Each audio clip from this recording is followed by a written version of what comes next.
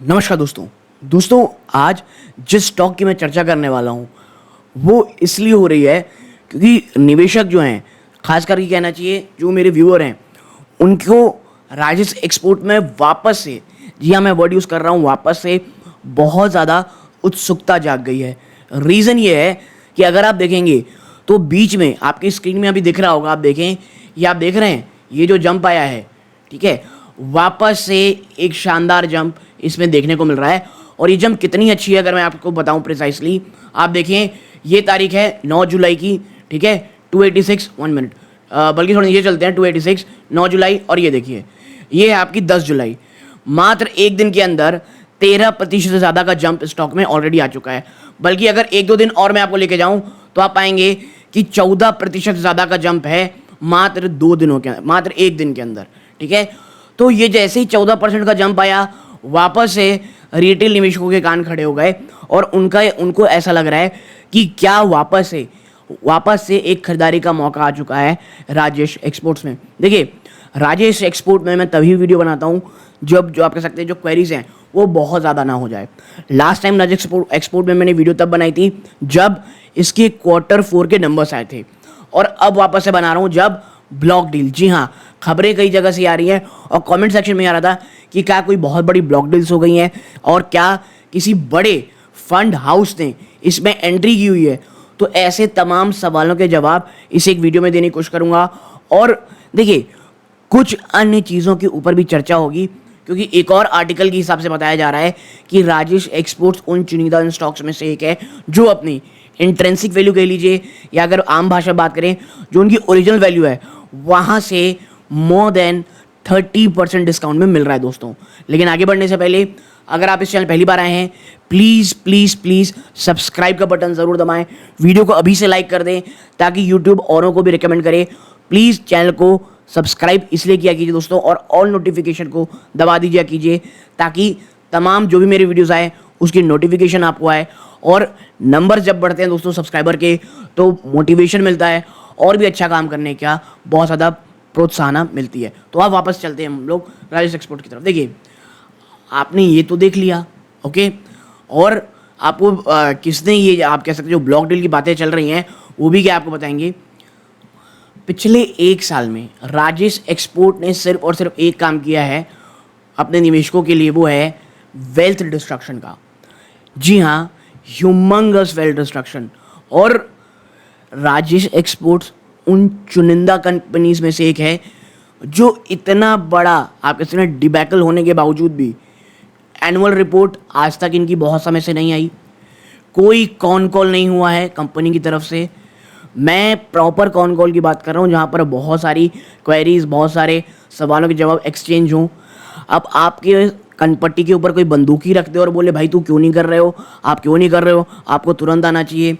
सेबी को मुझे ऐसा लगता है कि बहुत सारी प्रॉब्लम्स हैं, नो डाउट सेबी को उसे भी एड्रेस करना चाहिए, लेकिन जब इस प्रकार की कंपनियां, और मैं बता दूं सबसे बड़ा आप कह सकते हैं मुझे फनी पार्ट ये लगता है कि यहाँ पर LIC, जी हाँ, LIC की इस स्टॉक में 10% की होल्डिंग है और स्टॉक ने 40% का वेल्थ डिस्ट्रक्शन कर लिया है।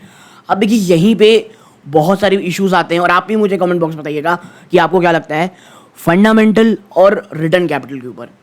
फंडामेंटली ये राजेश एक्सपोर्ट आप कह सकते हैं इसको -10 मार्क्स मिलेंगे। जी हाँ, कोई कॉन कॉल नहीं, आप कह सकते हैं निवेशकों के सामने कोई भी सवाल नहीं।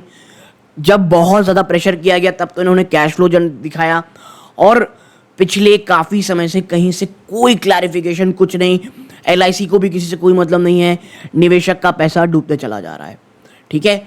और इसके साथ में बता दूं, ये जून क्वार्टर के नंबर चल रहे हैं और जून क्वार्टर राजेश एक्सपोर्ट्स के लिए बिल्कुल भी अच्छा नहीं होता। आपको एक और चीज़ देखिए, अब इसकी जो पी है वो 27 से भी ऊपर चली गई है, और अगर आप थोड़े टाइम पहले देखेंगे तो इसकी पी 10, 11, 12 के आसपास ट्रेड करती थी।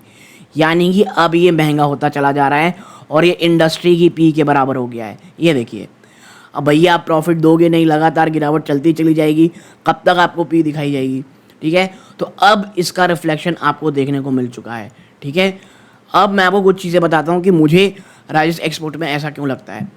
आप कंपनी के कॉन्स देखिए भाई साहब, कोई डिविडेंड नहीं, ठीक है चलिए मान के आप डिविडेंड नहीं देते, बल्कि आपने एक बार डिविडेंड अनाउंस किया था, लेकिन आपके जो आप कह सकते हैं जब आप एजीएम में गए वहाँ से कैंसिल कर दिया गया।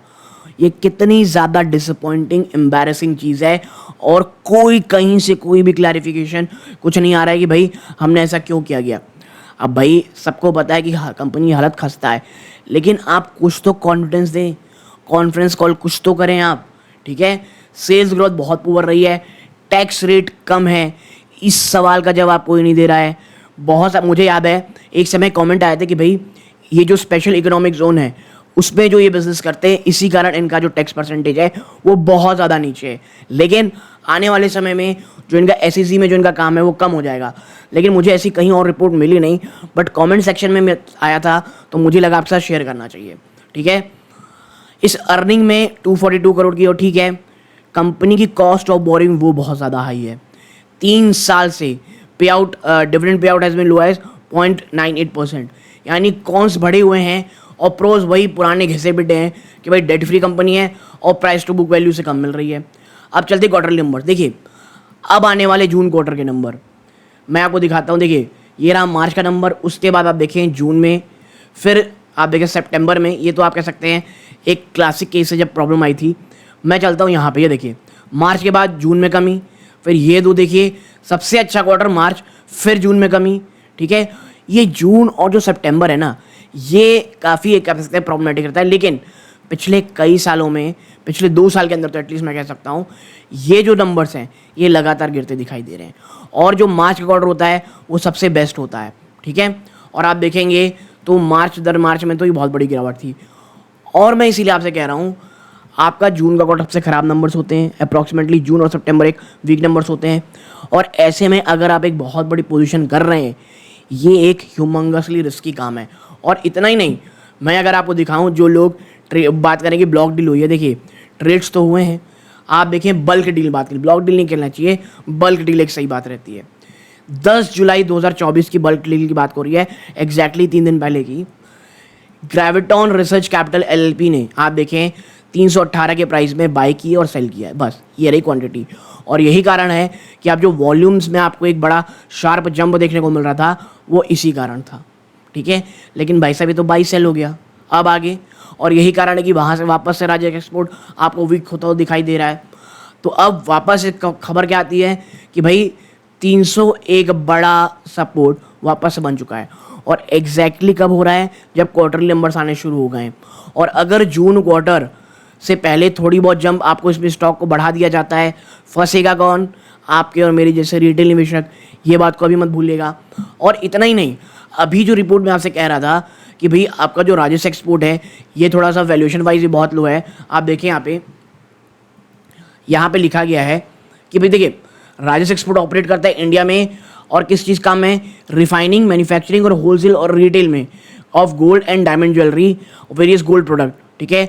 आप ये कह सकते हैं ऑपरेशन देखेंगे, company generate revenue primary from gold product. देखिए राजेश एक्सपोर्ट एक बहुत सारी ज्वेलरी शॉप भी खोलने की बातें कह रहे थे, और मेरा कहना है कि आने वाले समय में ऑलरेडी इतने शानदार शानदार शोरूम्स हैं, इतने अच्छे अच्छे आप कह सकते हैं, कंपटीशन बढ़ रहा है, तो मुझे उनके उस बिजनेस से कोई बहुत बड़ा प्रॉफिट होगा ऐसा मुझे नहीं लगता। हाँ, estimated discount to fair value 37.8%, यानी यहाँ पे कहा जा रहा है कि 37.8%, 37% ज़्यादा का जो वैल्यूएशन है ये अपने ओरिजिनल वैल्यूएशन से सस्ते मिल रही है। आप देखें appears under value the fair value estimate of 507 रुपये इसकी फेयर वैल्यूएशन कही जा रही है, suggesting significant under pricing despite low return on equity projection, ठीक है। कितनी है इक्विटी प्रोजेक्शन, 8.2% 3 सालों के अंदर, और जो मार्जिनल नेट प्रॉफिट मार्जिन दोस्तों इंप्रूवमेंट 0.1% से 0.4% लास्ट ईयर। अब आप समझिए इस कंपनी की इतनी खस्ता हालत है कि आप मुझसे कह रहे हो कि 0.1% से 0.4% हो गए एक साल में, and the company is poised for robust earning growth at 31.6% annually, outpacing Indian markets forecast of 15.8%.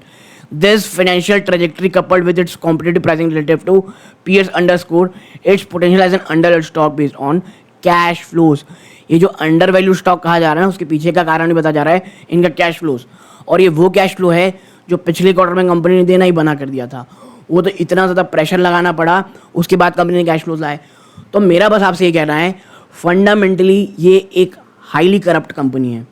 यहाँ पर अगर आप निवेश कर भी रहे हैं, प्लीज़ 50 बार सोचें समझें, तभी कुछ नई फ्रेश इसमें खरीदारी करने की कोशिश करें। और एक और चीज़ दोस्तों मैं आपको बता दूं, राजेश एक्सपोर्ट में वही रिटेल निवेशकों को डालना चाहिए पैसा जो हाईली रिस्क काम करते हैं।